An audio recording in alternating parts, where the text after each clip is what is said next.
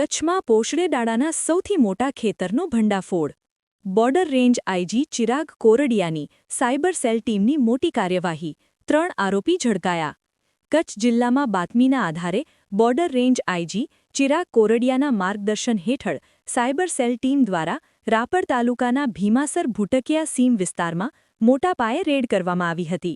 આ રેડ દરમિયાન ખેતરમાં ગેરકાયદેસર રીતે પોશળેડાળાનું વાવેતર કરાયેલું મળી આવ્યું હતું.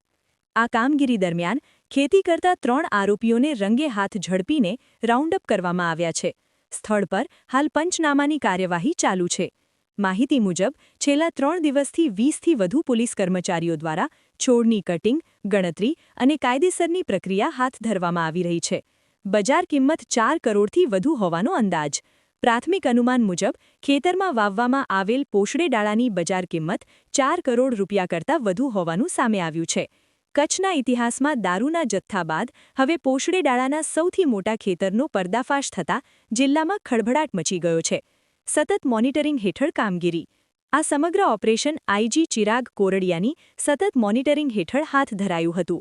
Cyber cell PI LP Bodana અને તેમની ટીમ દ્વારા સુનિયોજિત આયોજન સાથે કાર્યવાહી કરી કાબિલેદાદ સફળતા મેળવી છે. પોલીસ દ્વારા આરોપીઓ સામે કાયદેસરની કાર્યવાહી શરૂ કરવામાં આવી છે અને વધુ તપાસ ચાલુ હોવાનું સૂત્રો પાસેથી જાણવા મળ્યું છે. Report by Anil Thakkar, Rapar.